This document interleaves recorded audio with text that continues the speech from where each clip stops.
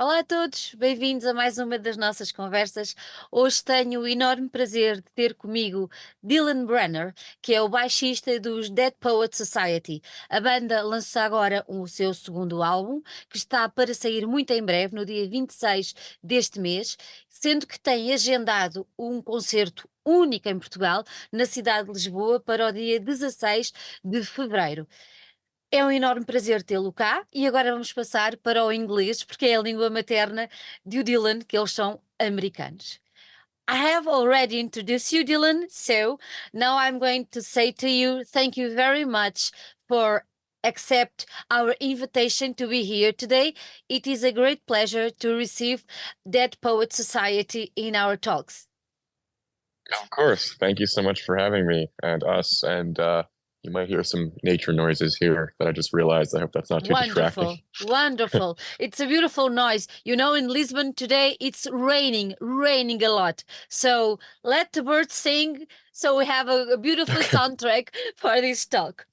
For Great. those who doesn't know the band was born in Berkeley, the famous school of music in the United States. But how did it happen? How did the band join together? Yeah, well, it's actually funny that I'm the one answering this question because I uh, was not in the band at the time that it formed, but I was there. These guys were, yes, everyone met in Berkeley, myself included. Jack Collins, who there are two Jacks in this band, Two Jacks. Jack Collins and Jack Underkoffler.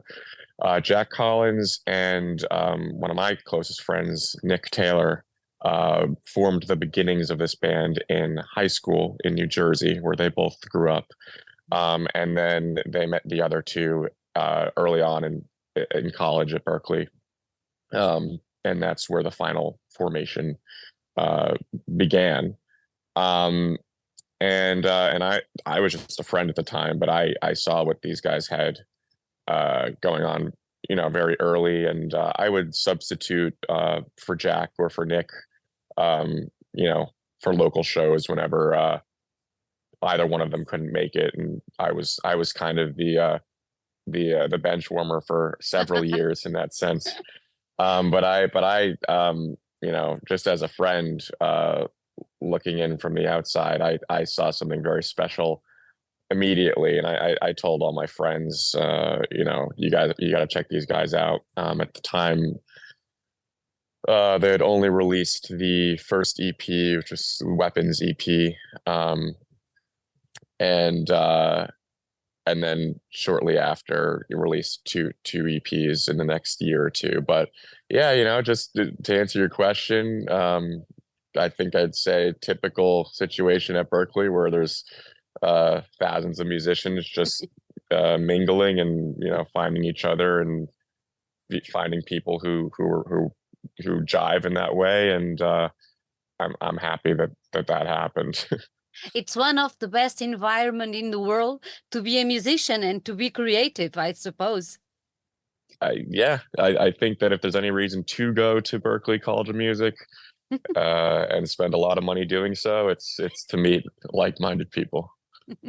We have some musicians in Portugal that went there, so I know it's a little bit expensive when you Mhm. come from another country, in this case Europe, and I imagine it is not easy, so you have to absorb everything you can. Now I have to make this question also because there's a movie, a very famous movie with a similar, different but similar name to the name of the band. How did this name appears on your head or on the others members' Yeah. head? Well, I can say I've never seen the movie, and I think, and I say that uh, with shame because I know it's a classic, and I and Yeah, I yeah, love yeah, Robin yeah, yeah, Williams. yeah, yeah. Um, I think singer Jack, has also not seen the movie. As far as how the name came about, I'm pretty sure that going back to the Jack Collins forming this band before it became Mhm. everyone involved. To be a better question for him, but I think that he just thought it sounded cool. He came up with that name, whether this was in high school. I don't think this was in high school at this point. I think this was at the very beginning of college, as it was being formed. And as far as I'm aware, once the all everyone was assembled, someone said, "Hey, we should probably pick a different name because it could get hard to compete with the movie." Even though, as you said, there it is. You said it's similar. It's the same name. There's just one letter One off. letter. I There's know. I know. yeah, yeah. So thank you that's generous of you to phrase it like that. But you have But to I'm pretty. promise. You have to promise me that after this interview or after the others you have today, you go and see the movie because it's a great movie. I figured you'd say that. It's kind of become a running commitment at this point to not watch it. I do not watch But nothing against Robin Williams. No, I will. I will watch it. It's just been this kind of, I guess, Yeah. funny commitment Yeah, of course. to being able to continue to say we haven't seen it. But funny quick tail end of that story, I guess, is I'm pretty sure that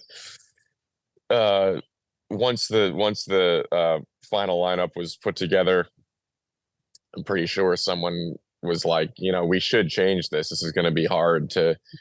And I think the opposition at that point was, "Oh, well, we've already got 400 likes on Facebook. It's too late."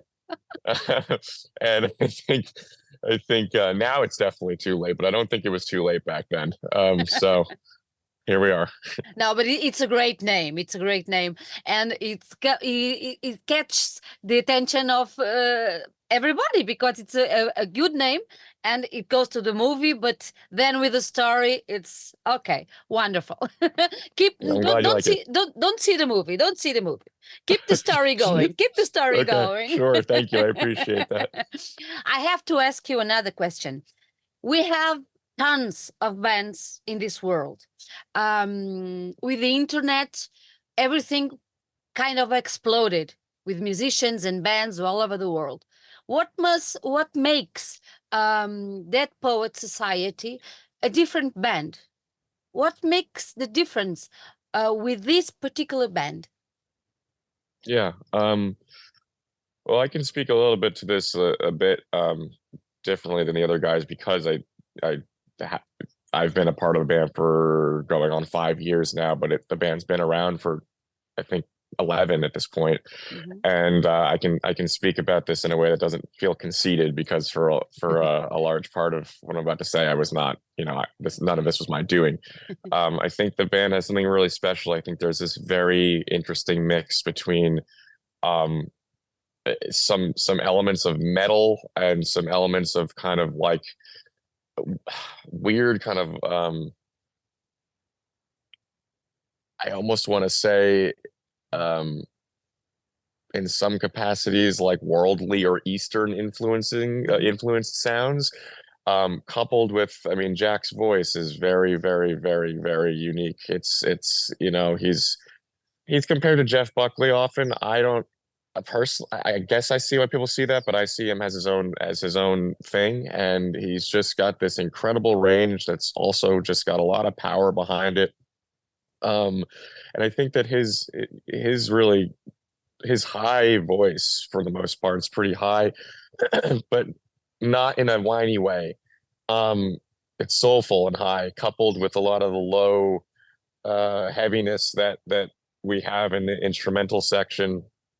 Um, it's just, I think it catches a lot of people off guard in a way where it's like, I haven't heard that before. Not that what I just described oh, there's a dog. Not that what I just described as a concept is that unique. Of course, there are many artists, bands that have that dynamic as far as a high voice, low music, but just in this particular case, it's this particular flavor of it that I think is very special. And then kind of a signature sound that I remember being born in 2015 with the song Low Air is this fretless guitar, and now we've incorporated fretless bass as well in a pretty significant way, where you have these slidey riffs that of course, fretless instruments have existed forever, but the way I think that they began to use them and we continue to use them today is I'm afraid to say, 'cause at this risk of being ignorant and also conceited, but I think it's original. I think I don't know that I don't think I've heard it anywhere else. So hopefully that answers your question. Yes, she did. As a bass player, it is hard for you to get on a bass fretless, because when we see it, we came like, ah, wow, that's fabulous. But when you play it, what do you feel? It's a little bit different, harder, easier, more creative. What do you think about that? It's definitely a different expression. It feels much more like a fluid process, Mhm. it's very the way we, as I said a second ago, the way we do it, it's very slide based. A lot of people, that play fretless instruments, whether that's guitar or bass, like you hear the fretlessness of it, but it's not necessarily because you're sliding up and down the neck that we do. Like you hear it in nuanced ways, but we very much take advantage of the fact that there are no frets and doing these sliding motions that I think a lot of people attribute to the signature sound. Um, and to answer your question, it's fun. It's like I actually, before being a bassist in this band, I'm primarily a guitarist throughout my life, and uh, this is not very known, but as far as like contributing to writing and recording, I do a little bit of guitar here and there. But so switching to bass, period, was a new thing in itself to me, both in a whoa, this is weird way, but also in a refreshing way. Because at this time in my life where I joined the band, I was, at this point, I'd been playing guitar for 15, 16 years, maybe even Wow. longer. And I started to get stale in certain ways. It started to get like, okay, I'm finding myself doing the same things as far as my playing goes, watching my hands do the same thing, kind of getting bored with it. So switching to something different that has a different role, within a band setting was refreshing. And then on top of that, as far as the fretlessness goes, that is that's a completely different experience, regardless of what instrument you're playing, guitar or bass, and it's fun. I'd say both of us, Jack and I, both play our respective fretless instrument for about half of any set. Half it's half Mhm. that and then half regular. So it's a cool like it feels like you are totally switching up your instrument like for half of the performance, and it makes things really it keeps it fun, it keeps it interesting. Now you are going to release the second album, I suppose. I think it's the second, right? Yeah. Yeah, that's technically as far as full Yeah. albums go, yeah. Yeah, exactly. On the 26th of this month, it's already being sent some videos and some songs. Tell me about the name, Fission. Yeah. Um so it's kind of what the word means. I mean, a lot of people will think of it in like a nuclear A nuclear, context. exactly. Yeah, and I'm not a scientist. I don't want to pretend I know anything beyond the most face value of that. But uh, I guess more in a broad sense, fission is the splitting of things. And I think that first of all, we like the word. We think it's a cool word. We think it looks cool. I think first and foremost, that's kind of where this came from. But if we really want to try to analyze it, this album has a lot of themes of growth in a way that involves loss. Mm.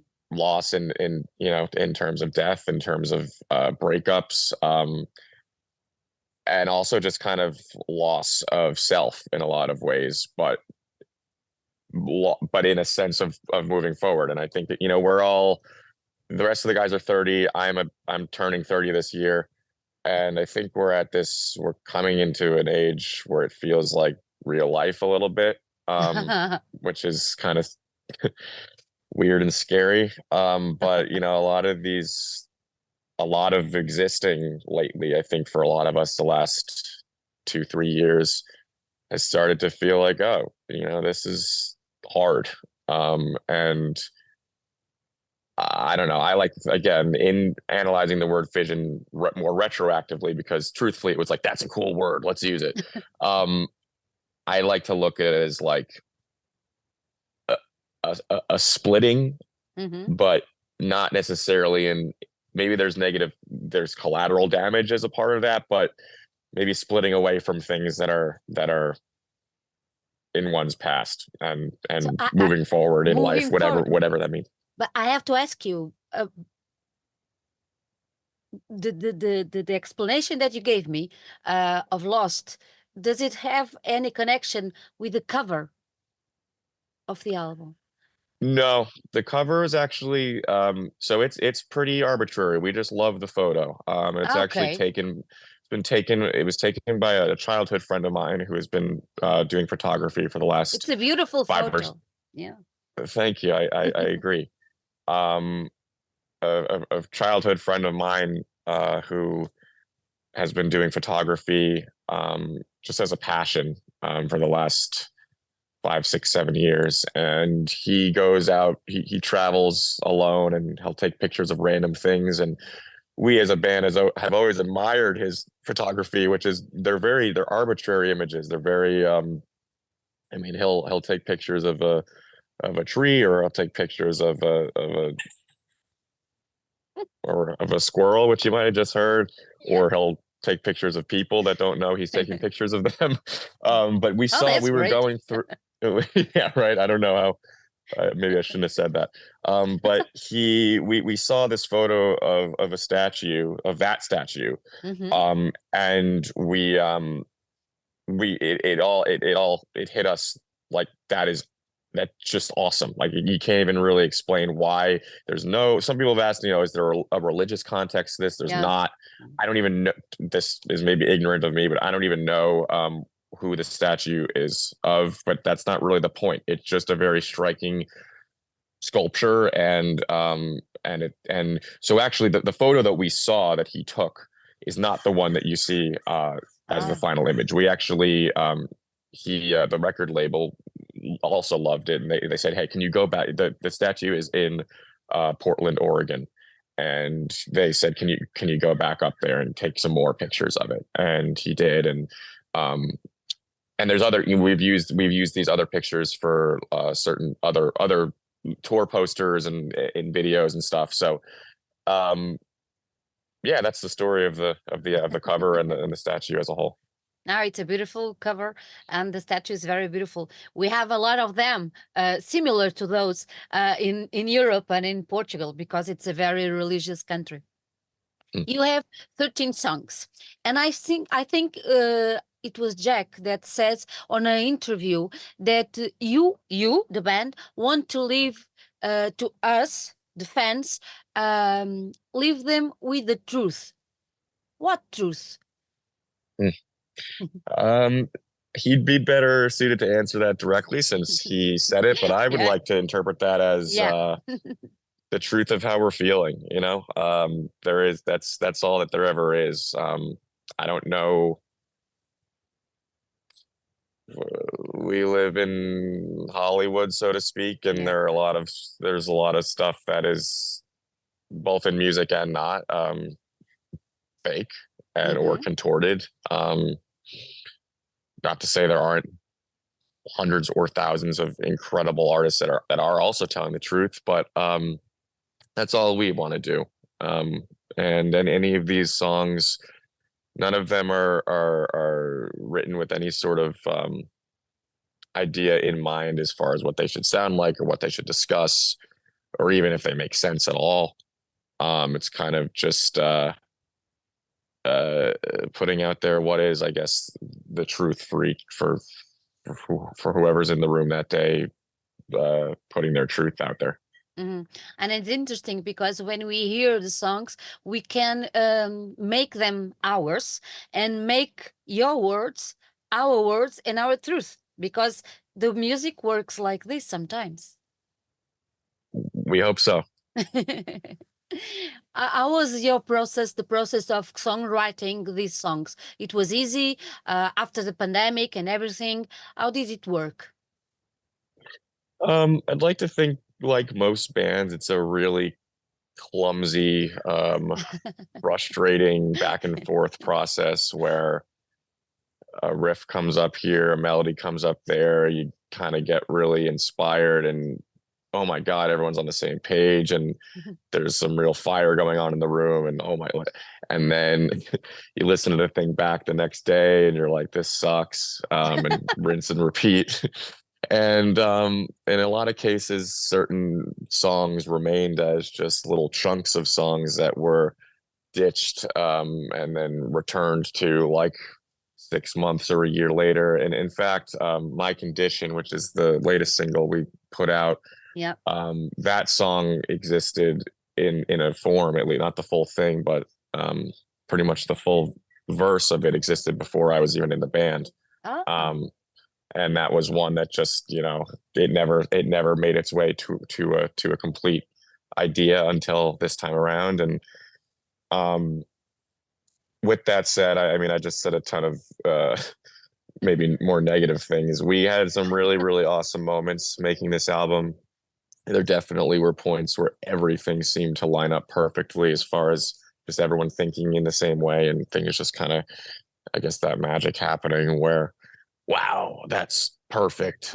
We also worked with two amazing producers on this album, Benjamin Rice and Anton DeLost, not at the same time, but separately. Hmm. It wasn't planned that way. It just how it happened. And they were both incredible to work with. They contributed in ways that this album would not be what it is at all without their involvement. Um, which was I think we can.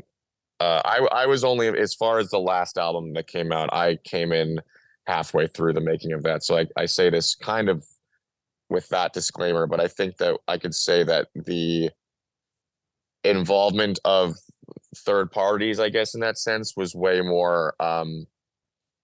Those two producers, they had much more of a hand in influencing this than I think any third party did Hmm. in the first album. And I think that's cool. I think that I there's so many incredible albums throughout time that I love, who I know the producers in the room were just as Yeah. intrinsic to the process as the band members. And I love that. I think the more people that can make something improved and different, the better. For better. Yeah. Yeah. I do understand. You said now, when you're in studio, sometimes it's good, sometimes it's not so good. Do you think the band is more a studio band or a stage band? Um, hmm. Mm.